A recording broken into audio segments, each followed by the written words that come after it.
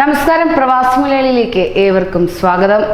യുഎഇയിൽ പരക്കെ പെയ്ത മഴയിൽ താപനില താഴ്ന്നിരിക്കുകയാണ്. പലയിടങ്ങളിലും ശക്തമായ കാറ്റും വീശുന്നുണ്ട്.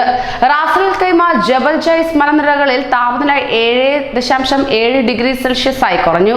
വ്യാഴാഴ്ച രാത്രിയോടെ തുടങ്ങിയ മഴ പുലർച്ചെ വരെ നീണ്ടുനിന്നു. ശക്തമായ മഴയില്ലാതിരുന്നിട്ടും താഴ്ന്ന മേഖലകൾ വെള്ളത്തിലടിയിലായി. പ്രധാന റോഡുകളിലടക്കം വെള്ളക്കെട്ടുകൾ ഉണ്ടായി. കടൽ പ്രക്ഷുബ്ധമായി തന്നെ തുടരുകയാണ്. ഇന്ന് ശക്തമായ മഴയ്ക്കും കാറ്റിനും സാധ്യതയുണ്ടെന്ന് ദേശീയ കാലാവസ്ഥാ നിരീക്ഷണ കേന്ദ്രം അറിയിച്ചു.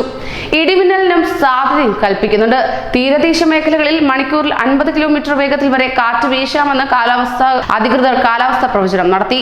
ഇതര ഗൾഫ് രാജ്യങ്ങളിലും മഴയുണ്ടായി. തിങ്കൾ വരെ അസ്ഥിര കാലാവസ്ഥ തുടരുമെന്നാണ് മുന്നറിയിപ്പ് ലഭ്യമാകുന്നത്. ദൂരക്കാഴ്ച കുറയുമെന്നതിനാൽ വാഹനം ഓടിക്കുന്നവർ ജാഗ്രത പാലിക്കണമെന്നും വാദികൾക്ക് സമീപത്തു നിന്ന് വിട്ടുനിൽക്കണമെന്നും അധികൃതർ മുന്നറിയിപ്പ് നൽകി. Abu Dhabi, Dubai, Sharjah, Fujairah, Umm al Quwain, Ajman, Ras al Khaimah എന്നിവിടങ്ങളിൽ ഇന്നലെ പുലർച്ചെ സാമാന്യം നല്ല മഴ ലഭിച്ചു. പലയിടങ്ങളിലും പകൽ മഴ തുടർന്നു. മൂടിക്കെട്ടിയ അന്തരീക്ഷമാണ് നിലനിൽക്കുന്നത്. ദുബായ്, മുഹൈസീന, മീഡിയ സിറ്റി എന്നിവിടങ്ങളിലടക്കം വെള്ളക്കെട്ടുണ്ടായി. വടക്കൻ എമിറേറ്റുകളിലെ താഴ്ന്ന മേഖലകളിൽ വെള്ളം കയറിയിരിക്കുകയാണ്. മോശം കാലാവസ്ഥയെ തുടർന്ന് ദുബായ് ക്രീക്കിൽ നടന്നു വരുന്ന ശിന്തങ്ക ദിനങ്ങൾ സാംസ്കാരിക മേള ഇന്നലെ നിർത്തിവെച്ചു. റാസ് അൽ ഖൈമ, ജബൽ ജൈസ് മലനിരകളിലേക്കുള്ള റോഡും അടച്ചിടുകയുണ്ടായി.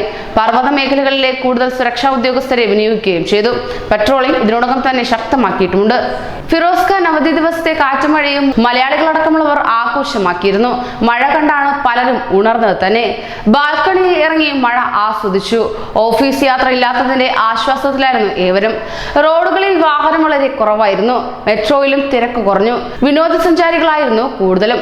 കുടച്ചൂടിയും പ്ലാസ്റ്റിക് കവർ കൊണ്ട് തലമൂടിയും ചിലർ മഴയിലിറങ്ങി. അതോടൊപ്പം തന്നെ വാഹനയാത്ര കരുതലോടെ മാത്രം പാലിക്കുക. മോശം കാലാവസ്ഥയിൽ സുരക്ഷിത യാത്രയ്ക്ക് മണിക്കൂറിൽ 40 തുടങ്ങി 50 കിലോമീറ്റർ വേഗം മതി. ആവശ്യഘട്ടത്തിലല്ലാതെ ലെയിൻ മാറാതിരിക്കുക. റേഡിയോ, പാതകളിലെ ഇലക്ട്രോണിക് ബോർഡുകൾ എന്നിവയിലൂടെയുള്ള നിർദ്ദേശങ്ങൾ ശ്രദ്ധിക്കണം. മുന്നിലുള്ള വാഹനവുമായി നിർബന്ധമായി സുരക്ഷിത അകലം പാലിക്കണം. ലൈറ്റുകൾ കാര്യക്ഷമമാക്കണം.